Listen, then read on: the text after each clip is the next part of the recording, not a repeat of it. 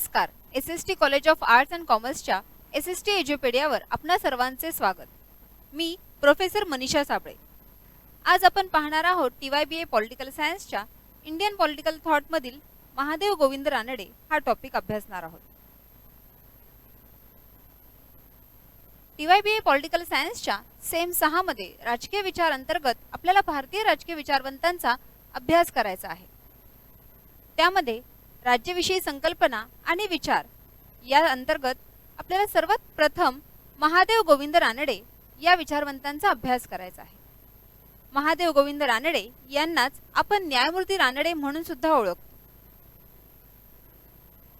न्यायमूर्ती रानडे यांच्याविषयी बोलायचे झाले तर रानडे यांचा जन्म 1842 साली नाशिकमधील निफाड या गावी झाला. त्यांचे प्राथमिक शिक्षण कोल्हापूरमध्ये तर त्यांचे उच्च शिक्षण मुंबई येथे झाले. मुंबई विद्यापीठाचे ते पहिले पदवीधर होते. BA, MA आणि कायद्याची परीक्षा त्यांनी गौरवपूर्णरित्या पूर्ण केली. शिक्षण पूर्ण झाल्यानंतर मुंबई येथे त्यांनी प्राध्यापक म्हणून सुद्धा कार्य केले. पुढे पुणे जिल्हा न्यायाधीश म्हणून सुद्धा त्यांनी काम केले. त्यानंतर मुंबई उच्च न्यायालयाचे न्यायाधीश या पदाचा कार्यभार त्यांनी समर्थपणे सांभाळला. ब्रिटिश सरकारने सुरू केलेल्या फायनान्स कमिटीचे ते पहिले भारतीय सदस्य होते. हे सर्व कार्य करत असतानाच त्यांनी आयुष्यभर अखंडपणे देशसेवेचे राष्ट्र उभारणीचे कार्य सुरू ठेवले. म्हणूनच आपण त्यांना भारतीय राजकीय इतिहासाचे प्रवर्तक असे सुद्धा म्हणतो. न्यायमूर्ती रानडे यांनी ज्या विविध सामाजिक सुधारणा घडवून आणण्यासाठी प्रयत्न केले त्यामुळेच आपण त्यांना प्रबोधन पुरुष असे म्हणून सुद्धा ओळखतो. त्यांनी त्या काळामध्ये अनेक सामाजिक संस्था स्थापन करण्यासाठी प्रत्यक्ष किंवा अप्रत्यक्ष योगदान दिले. त्यांनी योगदान दिलेल्या काही संस्थांचा आपण माहिती घेऊ. प्रार्थना समाज. प्रार्थना समाजाच्या स्थापनेमध्ये न्यायमूर्ती रानडे यांचा मोलाचा वाटा होता.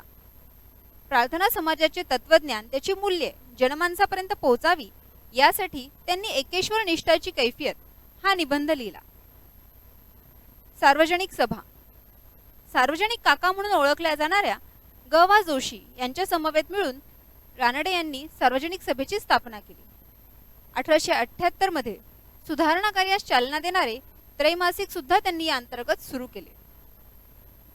डेक्कन सभा. रानडे यांच्या वेळेला आधी सामाजिक सुधारणा की आधी राजकीय सुधारणा अशा पद्धतीचा वाद निर्माण झाला होता. काही विचारवंतांच्या मते आधी राजकीय सुधारणा आणि राजकीय स्वातंत्र्य मिळविणे गरजेचे होते तर काहींच्या मते आधी सामाजिक सुधारणा करणे गरजेचे होते. सामाजिक सुधारणांना प्राधान्य देणारे न्यायमूर्ती रानडे, आगरकर अशा काही विचारवंतांनी मिळून डेक्कन सभेची स्थापना केली. औद्योगिक परिषद. न्यायमूर्ती रानडे यांना देशाच्या विकासासाठी औद्योगिकरणाचे महत्त्व माहीत होते. त्यामुळेच त्यांनी औद्योगिक परिषदेला सुरुवात केली. त्या अंतर्गत औद्योगिक प्रदर्शन भरविण्यासाठी सुद्धा त्यांनी पुढाकार घेतला. सामाजिक परिषद. ज्यावेळी राष्ट्रीय सभेची स्थापना झाली त्याच वेळी न्यायमूर्ती रानडे यांनी पुढाकार घेऊन सामाजिक परिषदेची देखील स्थापना केली. त्यांच्या मते भारतभर त्यावेळेला समाज सुधारणांसाठी जे विविध प्रवाह कार्यरत होते ते सर्व प्रवाहांना एका व्यासपीठावर आणणे गरजेचे होते. त्यासाठी त्यांनी सामाजिक परिषदेची सुरुवात केली. वक्तृत्वोत्तेजक सभा. वक्तृत्व हा रानडेंच्या व्यक्तिमत्वाचा एक महत्त्वाचा पैलू होता. त्यांनी या सभेअंतर्गत व्यासपीठावरून संमती वयाची मर्यादा वाढविणे आणि स्त्री हक्काचा पुरस्कार करणे यासाठी प्रयत्न केले. ज्या वेळेला आपण न्यायमूर्ती रानडे यांच्या विचारांचा अभ्यास करत आहोत त्यावेळेला आपल्याला पाहावे लागते की न्यायमूर्ती रानडे यांच्या मते सुधारणांचा कल कसा असावा. तर न्यायमूर्ती रानडे यांनी समग्र सामाजिक सुधारणांना महत्त्व दिले. त्यांच्या मते समाजाचा विकास एकाच अंगाने कधीच होऊ शकत नाही. असा एकांगी सुधारणा समाजाच्या सेंद्रिय स्वरूपाशी विसंगत ठरू शकतात. सामाजिक, राजकीय, आर्थिक अशा क्षेत्रांचा वेगवेगळा विचार हा असा कप्पेबंद विचार समाजासाठी घातक ठरू शकतो. समाजाच्या विकासासाठी सर्व क्षेत्रांमध्ये प्रगती होणे गरजेचे असते. विशेषतः धार्मिक सुधारणा. धार्मिक सुधारणांना न्यायमूर्ती रानडे समाज सुधारणेचे मूळ मानतात. जर समाजाच्या धार्मिक संकल्पना अप्रगत आणि मागासलेल्या असतील तर अशा समाजामध्ये सुधारणा आणि विकास याला चालना मिळू शकत नाही असे त्यांचे ठाम मत होते. सुधारणावादी चळवळीचे उद्दिष्टच सामाजिक जीवनाचा दर्जा उंचावणे आहे असे रानडे यांचे स्पष्ट मत होते.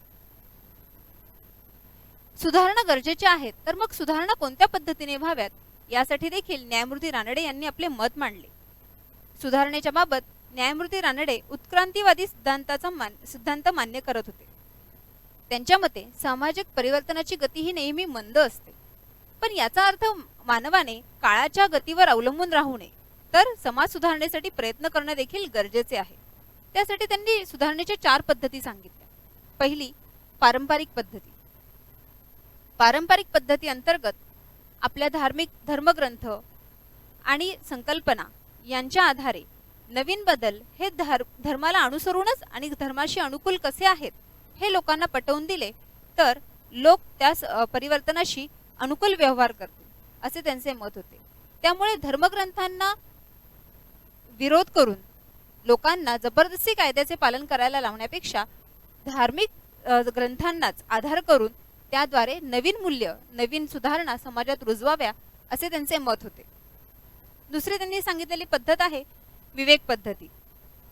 विवेक पद्धती म्हणजे सर्वच व्यक्तीच्या जागी विवेक आहे.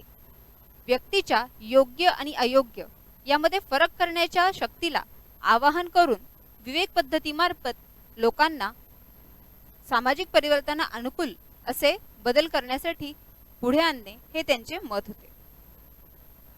तिसरी पद्धती त्यांनी सांगितली आहे ती आहे कायदे पद्धती. कायदे पद्धती म्हणजे कायद्याद्वारे सुधारणा अंमलात आणणे. परंतु त्यांच्या मते कायदे पद्धतीला पारंपरिक पद्धती आणि विवेक पद्धती या दोन्हीची जोड असेल तर कायदे पद्धती यशस्वी होऊ शकते. क्रांती पद्धती सर्वात शेवटची म्हणजे सुधारणेसाठी सांगितलेली क्रांती पद्धती. मात्र आपण सुरुवातीलाच पाहिले आहे की न्यायमूर्ती रानडे हे सुधारणांबाबत उत्क्रांतीवादी विचारवंत होते. त्यामुळे क्रांतीद्वारे सुधारणा त्यांना वैचारिकदृष्ट्या मान्य नव्हती. डेक्कन सभेच्या बाबत ज्या वेळेला आपण पाहिलं की आधी सामाजिक की आधी राजकीय या विवादातून डेक्कन सभेचा जन्म झाला, त्याचप्रमाणे सामाजिक सुधारणांना प्राधान्य देणे हे आपल्याला न्यायमूर्ती रानडे यांच्या विचारांमध्ये दिसून येते. न्यायमूर्ती रानडे यांनी राजकीय सुधारणांबरोबरच किंबहुना त्याआधी सामाजिक सुधारणा घडवून आणणे अत्यंत गरजेचे आहे असे मत मांडले. राजकारण आणि समाजकारण यात विरोध केला तर ते आत्मघात करणारे ठरू शकते असे त्यांचे मत होते. त्यांनी राजकीय सुधारणांच्या आधी सामाजिक सुधारणांना प्राधान्य दिले. सामाजिक लोकशाही आणि सामाजिक आधुनिकीकरण हा राजकीय स्वातंत्र्य आणि राजकीय लोकशाहीचा पाया आहे असे त्यांना वाटते. राज्यासंबंधीचे त्यांचे विचार जाणून घेताना आपल्या लक्षात येते की न्यायमूर्ती रानडे यांनी राज्याचा आधार शक्ती नसून जनइच्छा आहे हे स्पष्ट केलेले आहे. त्यांच्या मते कोणत्याही जोर जबरदस्तीच्या बळावर सरकार आपल्यावर राज्य करू शकत नाही, तर जनतेची इच्छा ही सर्वोच्च आहे. राज्याचे कार्य लोकांचे जीवन सुखी आणि संपन्न बनवण्यासाठी आहे. त्यांच्यावर अन्याय करून, जुलूम करून सत्ता गाजवण्यामध्ये कोणतेही मोठे कार्य त्यांना वाटत नाही. 1874 साली त्यांनी जबाबदार राज्य पद्धतीची मागणी केली. स्वराज्यापेक्षा त्यांचा भर सुराज्यावर होता. ज्या कल्याणकारी शासनाबाबत आपण आज बोलत आहोत तसेच कल्याणकारी शासन त्यांना त्यावेळी अपेक्षित होते. लोकशाही हा एक फक्त शासन प्रकार नसून तो एक जीवनमार्ग आहे. त्यामुळे लोकशाही मूल्य समाजात रुजणे हे त्यांना गरजेचे वाटते. न्यायमूर्ती रानडे यांचे आर्थिक विचार पाहताना आपल्याला हे दिसून येते की आपण रानडेंचे हे जे विचार आहेत ते काळाच्या पुढे जाऊन आहेत.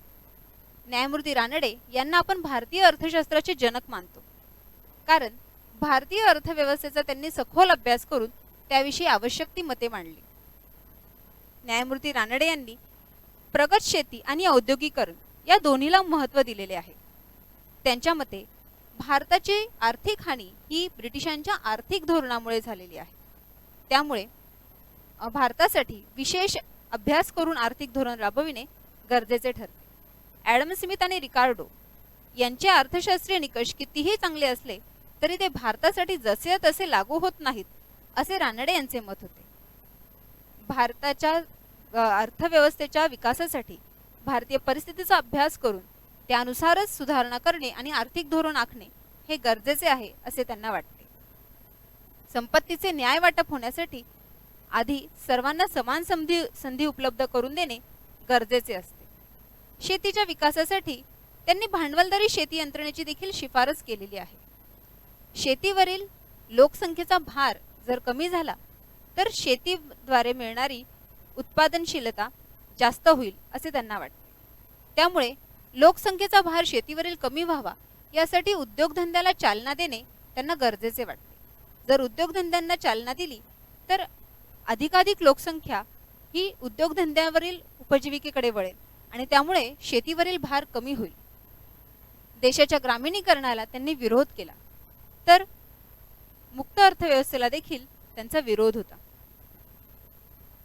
या ठिकाणी आपण न्यायमूर्ती रानडे यांचे आर्थिक, राजकीय, सामाजिक विचार अभ्यासले. न्यायमूर्ती रानडे यांनी त्यांच्या काळाच्या पुढे जाऊन विचार करून समाजासाठी सुधारणा सुचविल्या आणि त्यासाठी अखंडपणे प्रयत्न केले. म्हणूनच न्यायमूर्ती रानडेंना आपण प्रबोधन पुरुष म्हणून ओळखतो. धन्यवाद.